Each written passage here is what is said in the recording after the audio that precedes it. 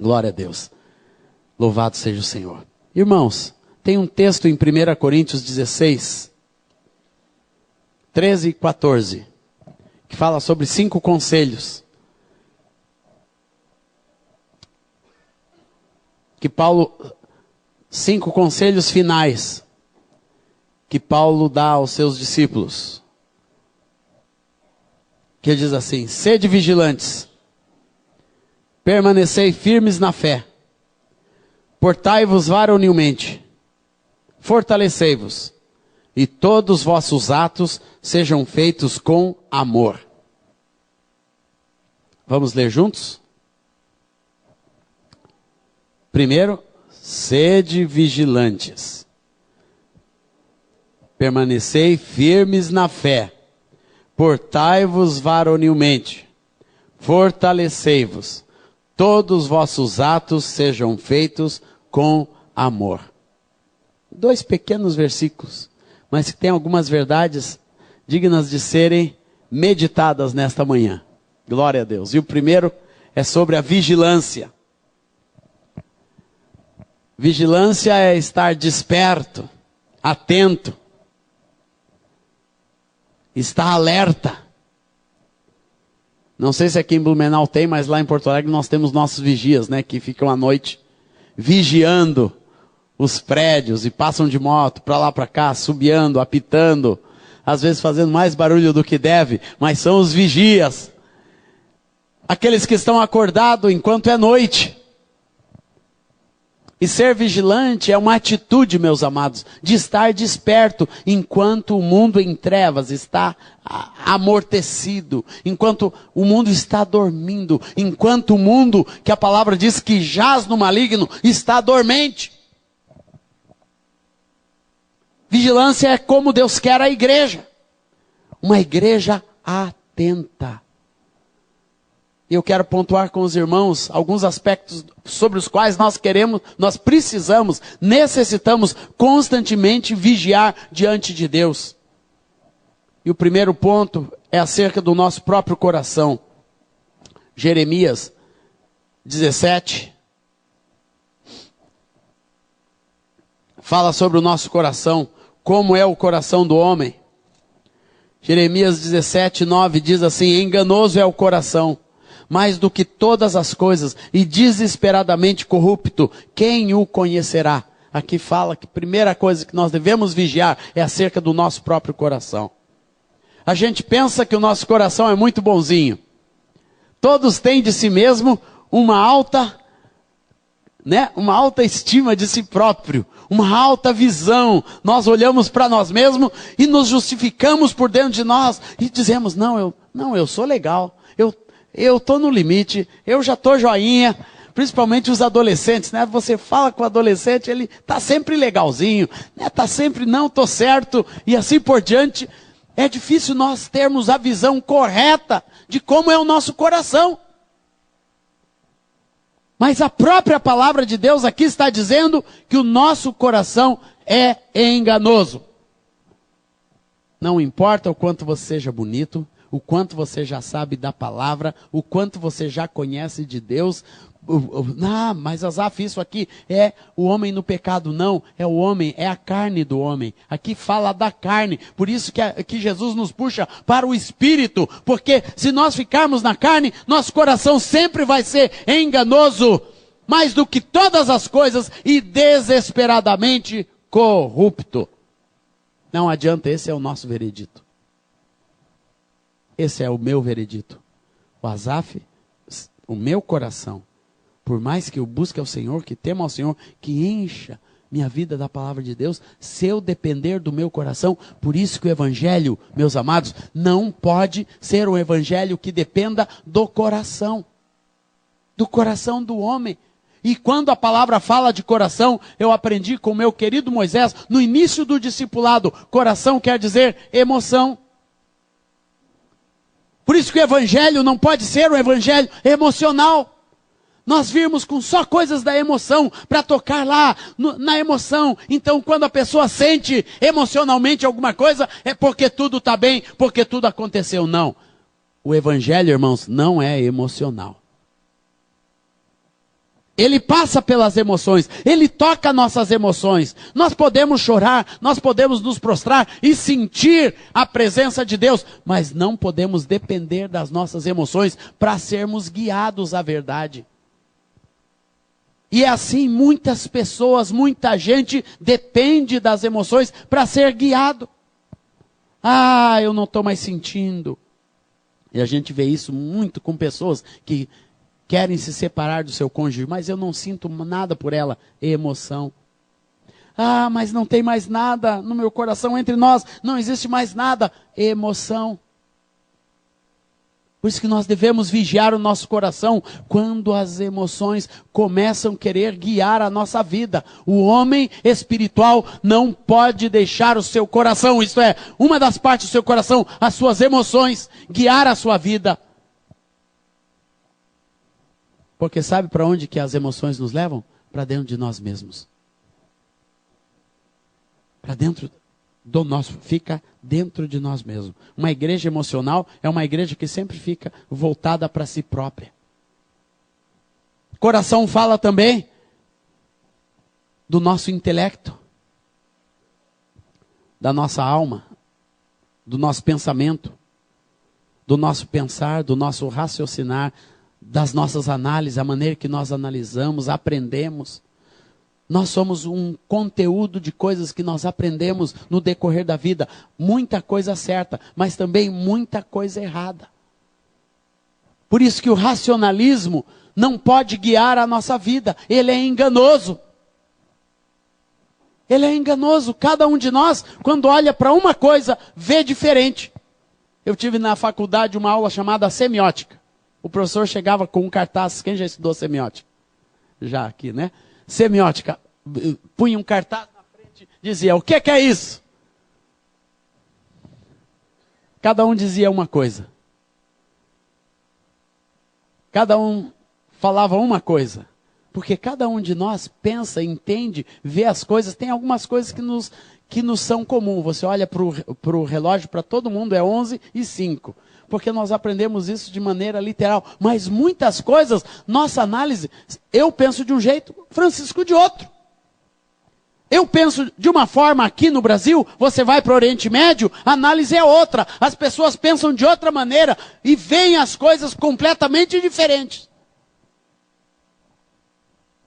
Eu tenho um companheiro, meu companheiro de ministério, desde meninos, né, é o John Gottfried. Então a gente anda por esse mundo afora. Às vezes eu digo para ele, John, pega aquela roupa azul, e ele fica olhando, porque ele é daltônico. Então o azul para ele é sempre cinza. O cinza dele, né? Eu não sei que tipo de cinza que ele vê, porque até o cinza é diferente para mim e para ele. O meu cinza é outra coisa para ele. Então é um cinza próprio dele. E nós somos todos assim, nosso intelecto, nossa mente, ela é diferente e não pode guiar a nossa vida. Por isso que a igreja tem que aprender os princípios de Deus e esses princípios serem as coisas comuns que guiam o nosso coração. E o terceiro aspecto do nosso coração é a nossa vontade. Quando a palavra fala de coração, está falando da vontade do homem. Então nós não podemos nos deixar guiar pela nossa vontade. Vontade é a parte mais forte que nós temos dentro de nós. É aquilo, né? Quando você diz e pensa, mas eu não estou com vontade. É aquilo que retém você ou põe você para frente. Quando os irmãos falaram, né? Depois de 13 horas de viagem, eu vim ministrar. É algo com a vontade, você deixar sua vontade ser guiada por Deus. O homem perde a sua vontade. A vontade natural, depois de uma viagem longa, é cair na cama e dormir. O que eu fiz depois da reunião, depois da janta, depois da comunhão. Porque quando você aprende a submeter a sua vontade à vontade de Deus e buscar a vontade do Senhor inteiramente, você não é levado pelo seu coração. Cuidado quando a vida está sendo demasiadamente levada por emoção, por racionalismo, por vontades. Vocês está prestes a ser enganado. Cuidado. E está prestes a ser corrompido. Os princípios de Deus são corrompidos quando o homem se deixa levar pelo seu coração. E quase sempre o coração nos leva para longe de Deus. Porque o coração do homem, ele só quer uma coisa: sombra e água fresca. É ou não é, irmãos? Dê uma risadinha assim, pelo menos. Quando ouve uma piadinha, dá uma risadinha assim, de incentivo.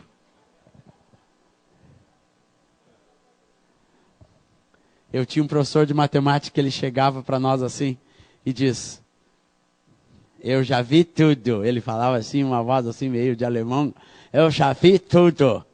Você é do Clube da Venca. Sabe o que é o Clube da Venca? Uma plantinha que gosta de sombra e água fresca. Assim é o coração do homem. É do Clube da Venca. Tem discípulo que vive assim, quer sombra e água fresca. Esse negócio de submeter a vontade a Deus, né, de pegar firme no reino de Deus, e abrir mão, né, daquilo que pensa, em prol dos princípios de Deus.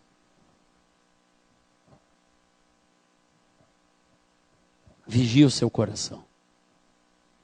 Para mim, uma das funções do discipulado é ajudar a vigiar o coração. Porque como o meu querido Moisés sempre me diz, tem coisas que você não vê. Desde criança ele me diz isso. Desde menino, quando eu comecei a caminhar com ele, eu andava com Moisés quando eu já tinha 16 anos de idade. Ele me levava para dar testemunho, enquanto ele pregava, ministrava o batismo com o Espírito Santo, eu cantava e dava o meu testemunho, eu não conseguia falar direito ainda. E ele sempre me dizia: olha, eu vejo coisa que você não está vendo no seu coração. Quantas vezes ele pontuou o orgulho. Quantas vezes ele mostrou: ó, isso na sua vida, Zaf, é orgulho. Eu pensava que era outra coisa, que era unção. Tem muita gente que confunde orgulho com unção.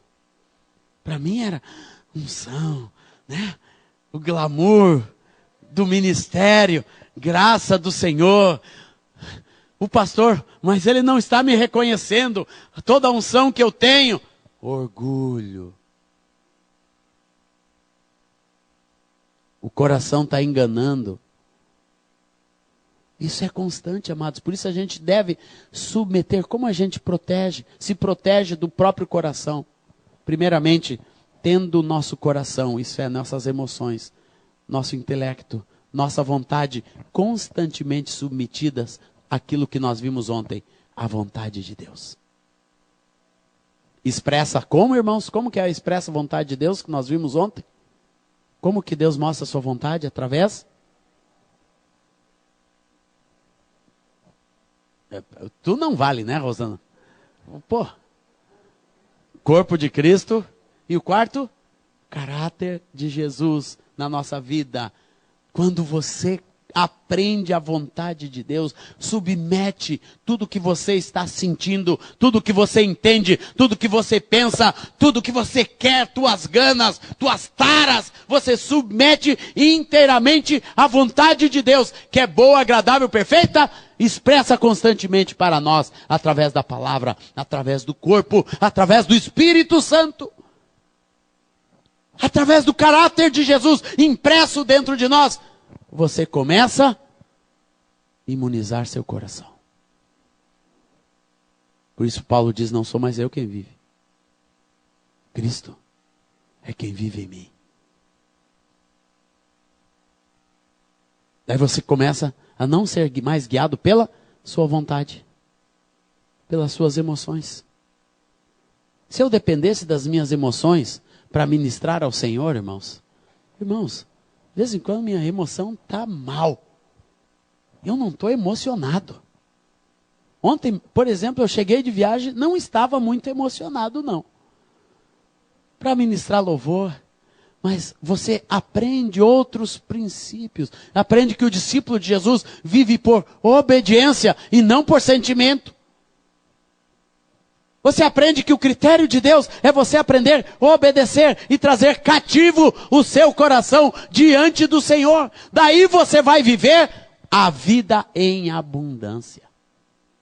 Vida em abundância é quando você sobrepõe seu coração e começa a viver a vontade do Senhor, que é boa, agradável e sempre perfeita. Glória a Deus. E você começa a viver um outro tipo de vida. Quando vigia o seu coração. Aprendermos a vigiar, né? No casamento a gente vigiar o coração um do outro. Vigiar não é cobrar, viu, irmãos? Vigiar é cuidar. Cuidar, aprender a cuidar do coração um do outro. E a gente cuida sempre com amor. Vigilância é cuidar do coração uns dos outros com amor, com carinho, com zelo, com tempo. Dar tempo, porque às vezes tem que desarraigar, meus amados, tirar um engano do coração de um irmão, de um discípulo, de um filho, e isso leva tempo. Você tem que sentar, é oração, é vigilância, é cuidado. Esta vigilância que Deus quer. Não é só você ficar de longe, olha lá fulano, olha lá o que está fazendo. Olha lá, tudo de errado. Vem cá, irmão, quero compartilhar contigo. Vamos orar por aquele fulano lá. Não é assim que a gente vigia. A gente vigia como Jesus disse. Se vê o teu irmão pecar, vai lá. Senta com ele. Conversa com ele. Vigia com ele. Ora com ele. Se não der certo, pega um outro irmão, vai lá vigiar junto, estar junto, acolher junto, amar junto. Para tirá-lo do engano, tirá-lo do tropeço, tirá-lo do pecado. Aleluia! É assim que nós vigiamos o coração nosso e uns dos outros. Para tirar do engano e até mesmo da corrupção do pecado. Porque a palavra diz que ninguém pode conhecer, a não ser Deus. A integralidade de um coração, só quem conhece é Deus. E preste atenção aqui, igreja. Ninguém engana a Deus. Você pode enganar a você mesmo. Enganar aos seus irmãos. Mas não engana a Deus. E chega uma hora que Deus faz assim no seu coração. Escancara.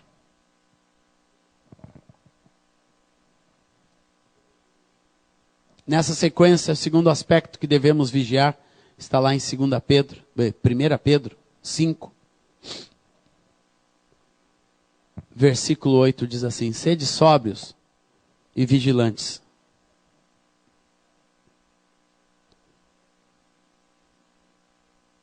O diabo, vosso adversário, anda em derredor, como o leão que ruge, procurando alguém para fazer o quê, irmãos? Devorar. Segunda, a vigilância da igreja. A primeira é acerca do seu próprio coração. Segunda, é acerca do diabo. A palavra diz que o diabo está ao nosso derredor.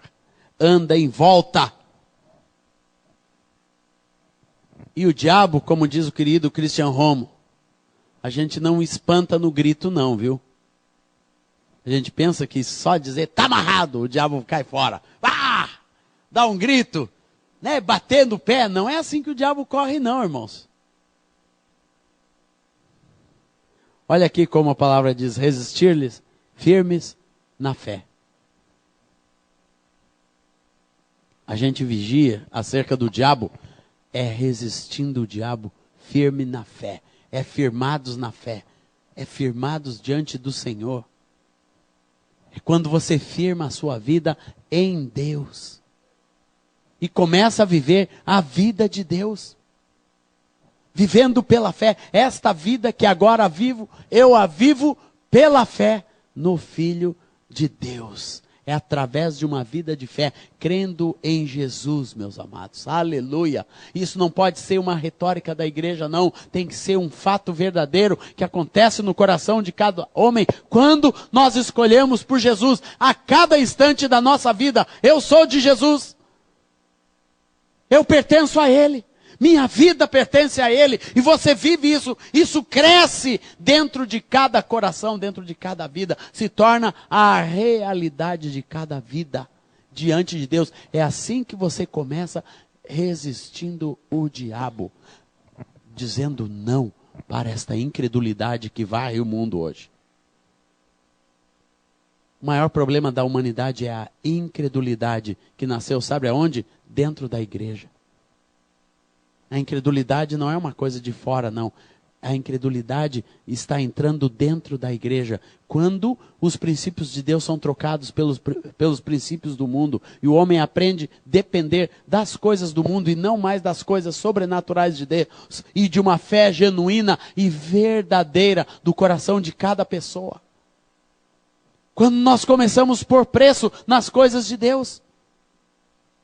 E às vezes é um preço velado. Ah, se você não fizer isso, se você não atingir isso, isso vai contra a fé, porque a pessoa não atinge. E a fé é uma coisa, meus amados, sobrenatural, não é uma coisa que se possa compreender. Por isso que o justo viverá por fé. João 1,12. A todos quantos o receberam, deu-lhes o poder de serem feitos filhos de Deus, a saber, aos que creem no seu nome. Eu gosto dessa palavra, esta frase, essa expressão, aos que creem no seu nome. Olha aqui, meus irmãos, os que creem no nome do Senhor Jesus. O poder de Deus é liberado pela fé, pelo crer. E o diabo a gente vence, resistindo ele, firmados na fé. Você crendo, este crer sobrenatural. Nós conversávamos com um judeu, há poucos dias atrás em Israel, Rosane e eu. E eu falava com ele sobre fé, sobre crer. E eu perguntava para ele, mas vocês judeus, creem? Ele disse, infelizmente a grande maioria não crê mais. Mas o que vocês... O que é a fé? A fé é fazer isso, guarda o sábado, fecha tudo no sábado, mas fé no coração não existe mais. Porque o diabo vem e rouba a fé. Cuidado, porque o diabo, nosso adversário, esse diabo que se apresenta com um chifrezinho e um tridente, ele já era, viu? O diabo se tornou mais sutil. Ele entra dentro do coração e vai minando a sua fé. Cuidado, tem que resistir o diabo. No início da incredulidade, quando você começa a achar que as coisas não são bem assim, achar que, não, como que isso aconteceu com a minha vida, se eu creio em Deus? Não é assim, meus amados. O homem e a mulher de Deus crê no Senhor, apesar de qualquer coisa, de qualquer circunstância, de qualquer coisa que possa acontecer com a sua vida. Guarde a sua fé, em nome do Senhor Jesus. Guarde num lugar seguro, em nome do Senhor Jesus, porque Deus está no controle. O homem que crê, o homem que tem fé, ele crê que Deus está sempre no controle de todas as coisas, de todas as circunstâncias. Tudo que existe e acontece, tu sabes muito bem. Quem lembra desse cântico? Tu és tremendo, tu és soberano sobre a terra, sobre os céus, tu és Senhor absoluto. Guarde esse absoluto. Fé é quando você tem esse absoluto na sua vida. Tudo que existe acontece. Eu sou um daqueles que creem. Creem, sempre creem. Ontem a gente estava falando no carro, né? Sobre algumas coisas que a gente vê nas televisões, testemunhos, testemunhos. Mas eu vou dizer uma coisa para os irmãos. A minha posição é sempre crer primeiro. Eu acredito que é verdade. Eu não vou duvidar de nada, nem de ninguém, antes de conhecer os fatos verdadeiramente na vida de uma pessoa. Porque é assim que entra a incredulidade. Quando a gente começa a achar, né, que tudo, a não ser do jeito que eu analiso, que eu entendo, que eu compreendo, que eu creio, tudo mais pode ser mais ou menos falso. Não, não deixe nada disso entrar no seu coração. Não deixe a crítica. A incredulidade entra pelo excesso de crítica. Nós começamos a criticar a tudo e a todos. Quando nós vemos, nós estamos num terreno minado de incredulidade. E daí sabe quem ganha com isso? Sempre o diabo. Sempre que a incredulidade se instala, ou por crítica, ou por dúvida, sempre o diabo dá um passo a mais. E você sabe para onde? Na sua direção, na direção dos nossos filhos. Sabe como que o diabo traga os filhos? Quando os pais abrem a brecha, justamente na incredulidade, na crítica, sempre que você começa a falar contra os pastores, contra a igreja, contra os ministérios, contra fulaninho, contra ciclaninho, contra esse que fala de Deus na TV, e os seus filhos pequenos, eles não têm a mesma análise que você. Ali o diabo usa tudo aquilo como uma artimanha para neutralizar o coração e a fé das crianças. Cuidado. Cuidado. Por que pastores perdem os seus filhos? Por causa disso. Porque todas as coisas ruins que acontecem na igreja traz para dentro de casa e os filhos começam a ver a podridão da igreja e a podridão do coração do próprio pai. Por isso que nós sempre temos que viver pela fé. Temos que acreditar sempre nos milagres, irmãos. Como você resiste ao diabo? Acreditando em milagre. Acreditando no sobrenatural de Deus, nas coisas sobrenaturais de Deus. E experimentando as coisas sobrenaturais de Deus. E crendo nelas, que foi Deus mesmo. Não fica procurando uma resposta para as coisas de Deus, não. Diga dentro de casa e glorifica ao Senhor dizendo, foi um milagre. Porque teve a atuação de Deus. Ensine a sua casa a experimentar milagres. Nós experimentamos um pequeno milagre essa semana. Toda a família junto, até a sogra.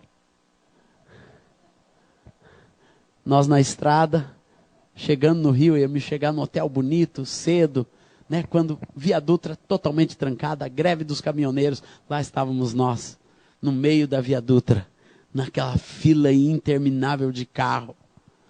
Para o lado preto, para o lado outro. Daí a gente pegou o mapa ali. Será que tem alguma cidade?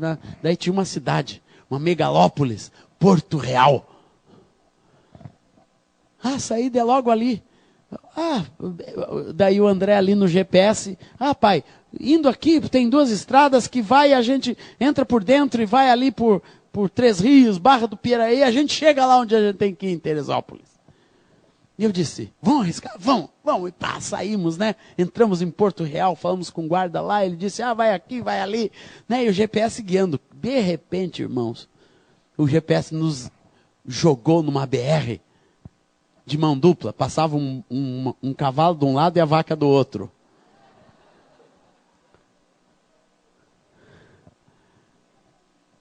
RJ 141.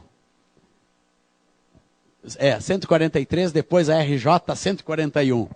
Duas picadas. Eles só colocaram no mapa, e o resto é cavalo e boi que fez a pavimentação. Daí como tinha um carro indo também, nós fomos atrás. De repente o André disse, pai, tá sem sinal.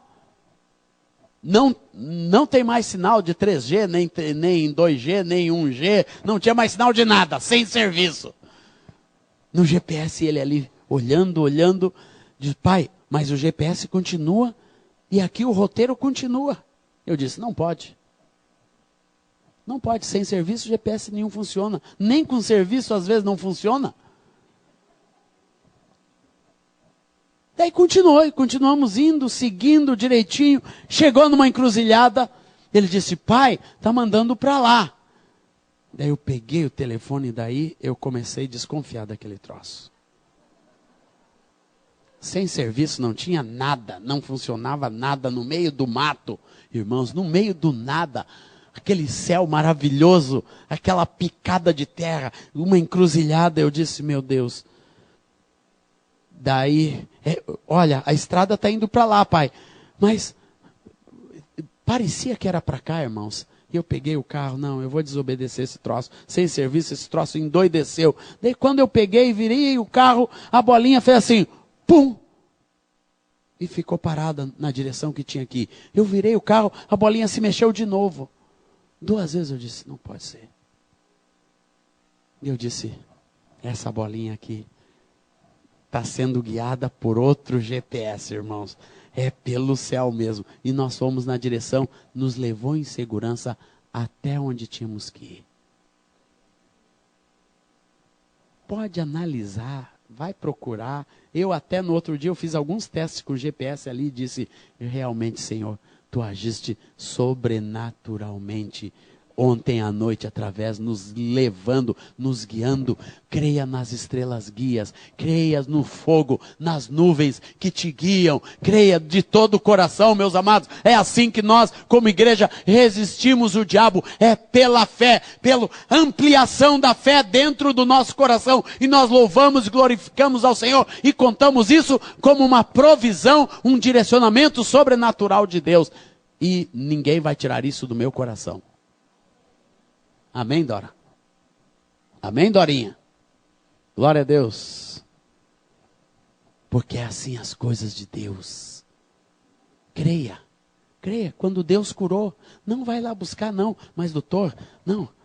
Creia que Deus curou. Pode buscar uma confirmação médica. Eu acho que toda cura divina deve procurar uma confirmação médica.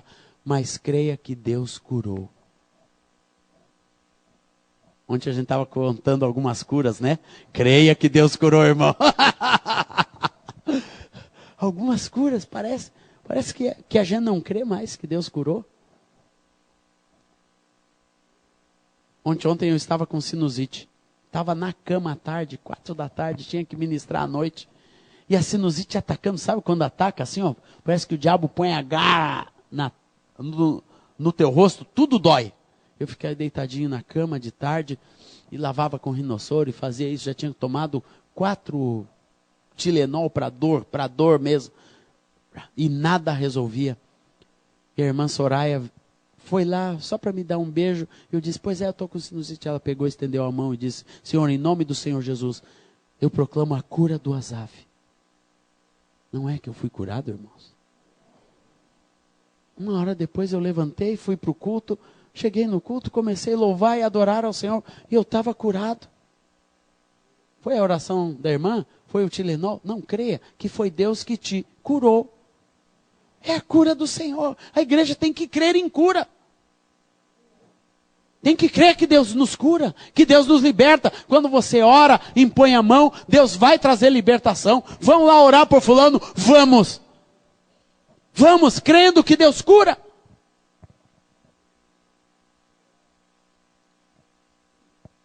E é fácil a gente ver a incredulidade entrando. É quando a gente pensa que alguma coisa resolve melhor e antes de Deus. E antes de orar. É assim que a incredulidade se instala. Quando você põe Deus em segundo lugar em qualquer área da sua vida. Daí o diabo avança. Ele está ao nosso derredor para nos tragar. E o tragar do diabo, ele é simples. É tirando a fé. Porque sabe que a única coisa que pode resistir-lhe firmemente, e o diabo não avança, onde tem fé. E foi assim no caso de Jó. Pode tirar tudo. Mas se não tirar a fé, tem restauração. Sempre. Tem recomeço, tem reconstrução, tem cura, em nome do Senhor Jesus. Aleluia. Glória a Deus. Amém? Terceira coisa sobre a qual nós devemos vigiar. Mateus 24, 42 diz assim: porquanto vigiai, não sabeis em que dia vem o vosso Senhor. Aqui é uma vigilância a respeito do tempo no qual nós vivemos como igreja. A igreja tem que saber, amados, em que hora nós estamos vivendo da existência humana. E faz parte desta vigilância nós sabermos aonde nós estamos. Na linha profética de Deus. E esse texto nos dá uma referência. No versículo 14 diz assim: será pregado este evangelho do reino por todo o mundo, para testemunho a todas as nações. Então virá o fim. Eu quero dizer para os irmãos que isso é plenamente possível de acontecer nesses dias. Então nós estamos perto do fim.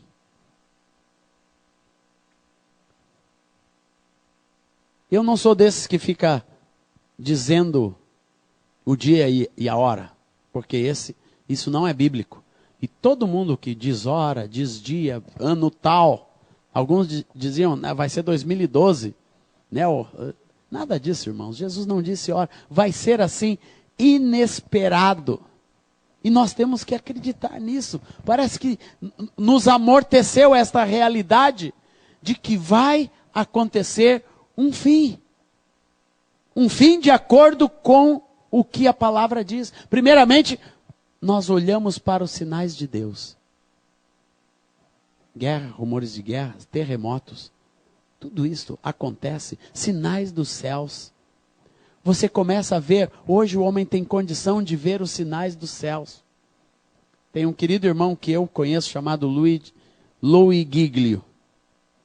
Ele tem alguns vídeos na internet que ele mostra alguns sinais dos céus. Tem uma galáxia, a galáxia mais distante que o telescópio. Qual o nome do? Hubble. R-U-B-B-L-E. Hubble. Né? Não é o Rambo, é o Hubble. A foto mais distante que o Hubble conseguiu tirar é de uma galáxia que pode ser vista dentro de um buraco negro. No final de um buraco negro. E lá, essa galáxia é uma grande bola de luz e no centro tem uma cruz. Ninguém disse, ó. Tem que dizer, ó. No centro tem uma cruz. E lá consegue ver outros sinais que estão acontecendo no céu. A mudança das galáxias. O que está acontecendo no céu. Alguma coisa está sendo preparada por Deus no universo que nós não sabemos. E o que acontece na terra também. A revelação profética. Mas principalmente um fato, irmãos. Isto que diz Mateus 24:14. Será pregado o evangelho do reino em todas as nações.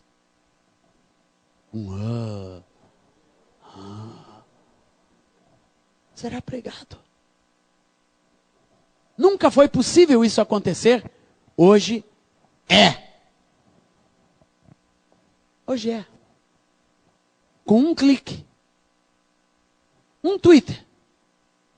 Você manda o evangelho do reino para toda parte. Tem lugares que dizem que eles bloqueiam a internet? Não.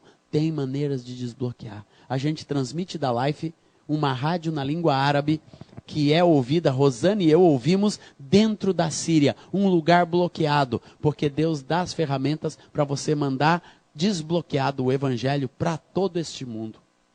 Em qualquer lugar que se vá, nos lugares mais fechados desse mundo, quando nós fomos fazer nosso congresso lá em Dubai, em Abu Dhabi, um dos irmãos que veio, o primeiro irmão que chegou, foi um engenheiro do Catar. Ele disse, olha, eu fiquei sabendo através da internet que ia ter esse congresso aqui, eu tirei minhas férias para agora e vim para o congresso de adoração. Eu disse, mas no Catar tem gente? Pois é. Tem irmãos, lá na nossa casa se reúne um grupo assim, assim, assim, eu cuido desse grupo, eu queria conhecer vocês e vim aqui, porque estou lá no Catar, e um irmão cheio de alegria, cheio da vida de Deus. Eu disse, meu Deus, no Catar. Conheci um outro irmão no Omã, um inglês, lá em Omã, no lugar mais fechado. E ele disse, olha, lá em Omã e no Iêmen, que é o país do lago, que é um país considerado um dos países mais fechados para o evangelho, o Iêmen, nós temos células e temos grupos que nós estamos cuidando de irmãos que se convertem, se reúnem nos lares, estão lá em secreto.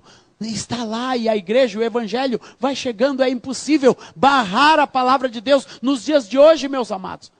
Não importa onde esteja, se Deus quiser falar com alguém, Deus tem os instrumentos para falar. Por isso que nós temos que usar todas as mídias. Tudo que Deus nos dá, não satanize a internet não, use-a para a glória de Deus, use-a para a proclamação do evangelho do reino de Deus, use tudo para a edificação, não fica usando para fofocagem, para isso, para aquilo, não, use para abençoar, sempre use para abençoar, para proclamar em qualquer língua, se você sabe uma outra língua, abra um canal para a proclamação do evangelho do reino de Deus. Contar o que Deus faz na sua vida. O evangelho do reino de Deus vai chegar. Quando isso aqui foi escrito, as pessoas andavam de navio, a pé ou no lombo de burro. Só conseguiam caminhar 40 quilômetros por dia. Hoje, em um dia, você vai de um lado ao outro do mundo. Então é possível proclamar o evangelho do reino de Deus. Nesses últimos 15 anos, Deus tem me levado todos os anos para uma nação árabe, para levar a palavra, a glória de Deus, fortalecer a igreja e ver e ser uma testemunha viva do que Deus está fazendo no mundo árabe. Fazem 15 anos que nós temos todos os anos um encontro de adoração em uma nação árabe. Esse ano vai ser na Jordânia, daqui 3 semanas, meus amados. Eu estarei lá. Vamos ter uma celebração com o grupo Diante do Trono, daqui 5 semanas, lá na Jordânia também, reunindo irmãos de todo o Oriente Médio. Sabe o que é isso? É a palavra do Senhor indo de um lugar para o outro. Ninguém mais pode barrar que este evangelho do reino seja pregado em todo o mundo. E vai a palavra de Deus, desde que a Bíblia foi impressa. Rosana e eu, há alguns anos atrás, estivemos na cidade de Shinshiro, no Japão. Lá em Shinshiro, uma cidadezinha típica japonesa, no interior do Japão, entre 2 pequenas cadeias de montanha, tem aquela cidade. Bem no centro da cidade tem uma cruz. E era a igreja onde nós íamos ministrar aquela semana. E nós ministramos naquela igreja de uns 350 irmãos. Irmãos, que coisa linda ver os japoneses convertidos, cantando e louvando a Deus. Eu fiquei intrigado. Como que aquela igreja surgiu?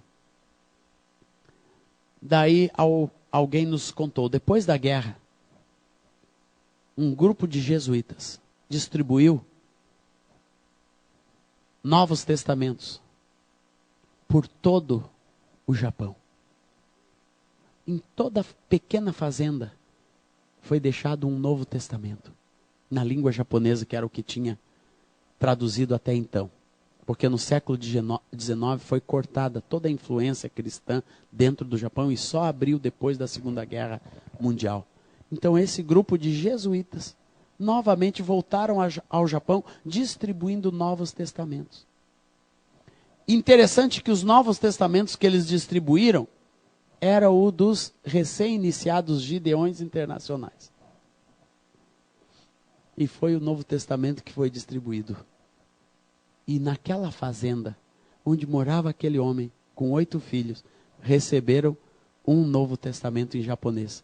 Aquele homem recebeu aquela palavra, leu aquele Novo Testamento, se converteu com aquele Novo Testamento, pregou o evangelho na sua casa e ali começou naquela fazenda a igreja.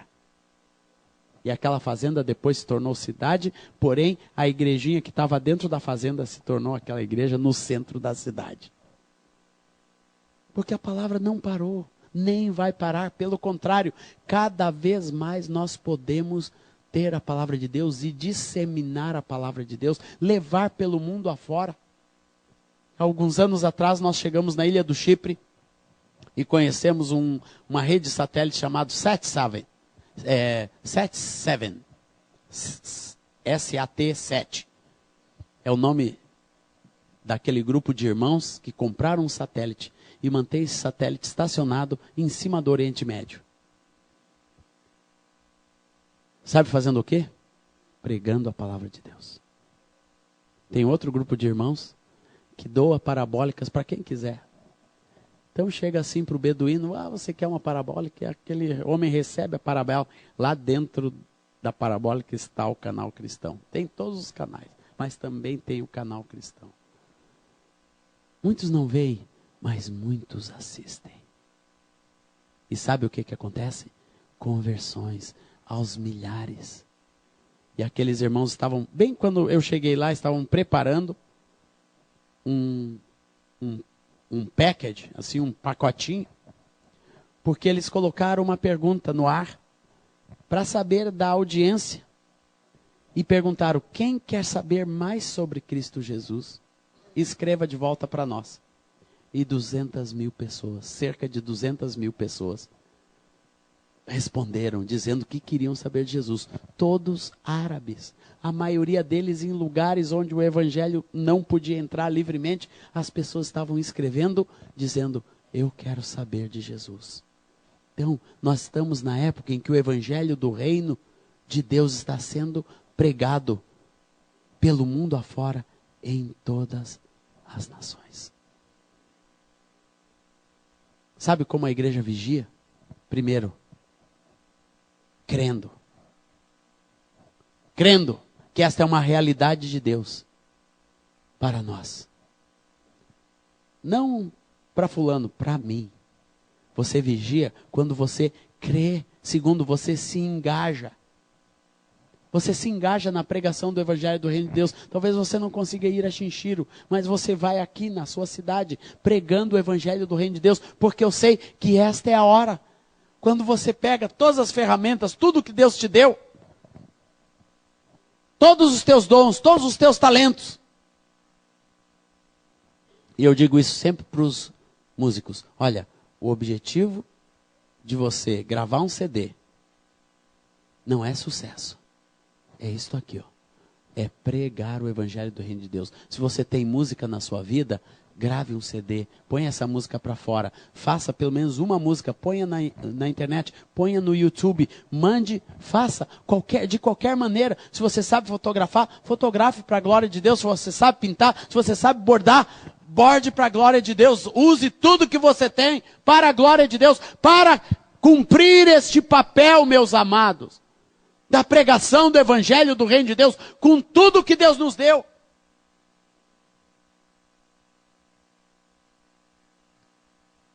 E por isso eu continuo cantando, continuo gravando. Todo ano eu faço um CD novo para mandar, porque eu sei que é 1.000, que é 10 mil, como foi nesse ano, 35 mil, 50 mil, ou seja lá quanto for, ou que seja uma.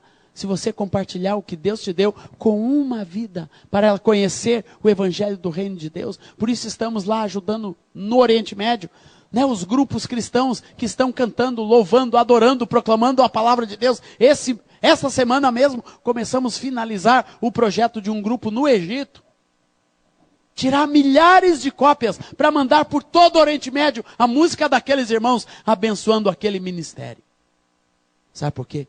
Visão de que a palavra de Deus está prosperando.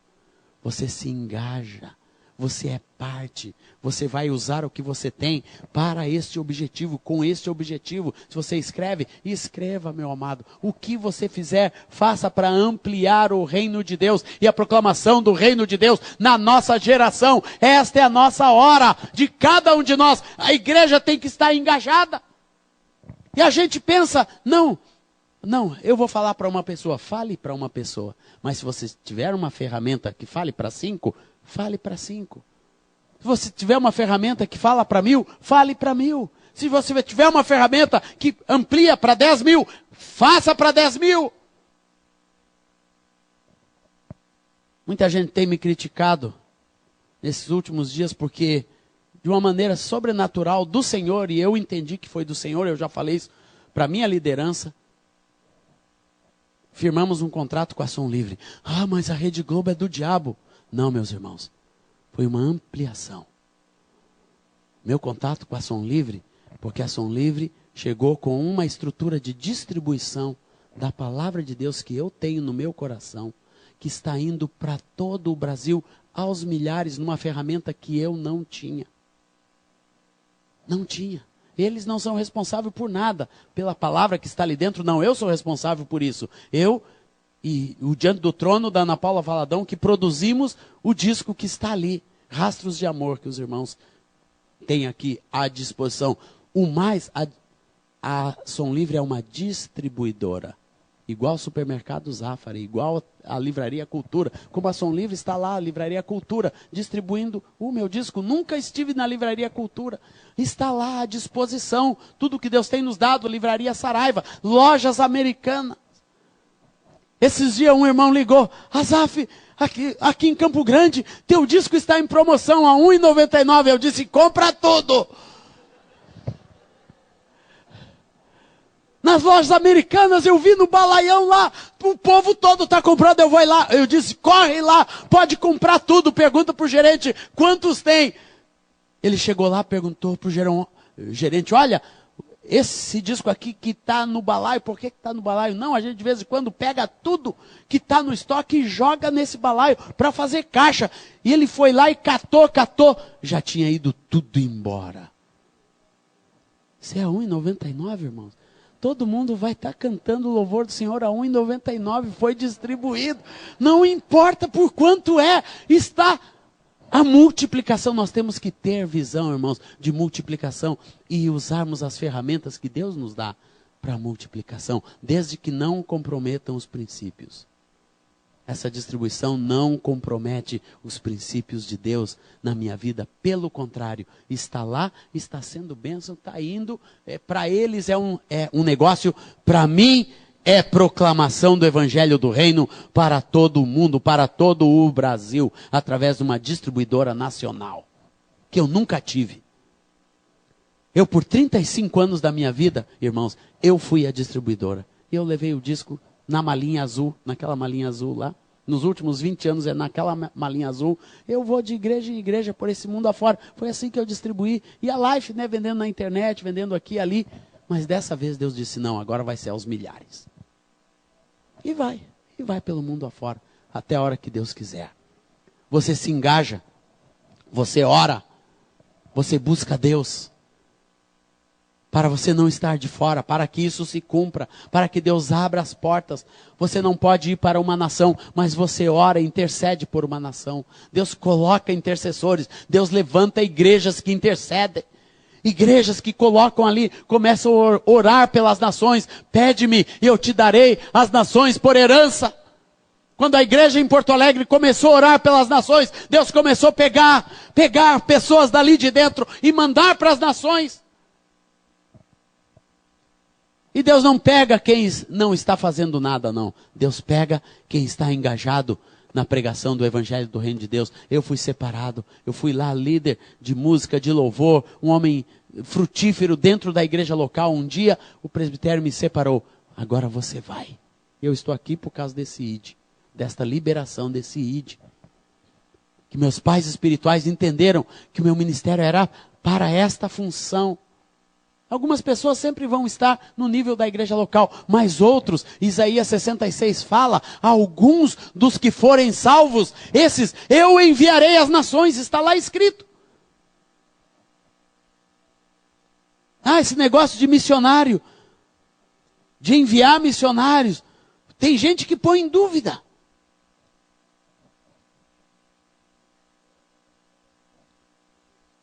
Versículo 18 e 19 de Isaías 66 diz assim, porque conheço as suas obras e os seus pensamentos, e venho para juntar todas as nações e línguas. Elas virão e contemplarão a minha glória.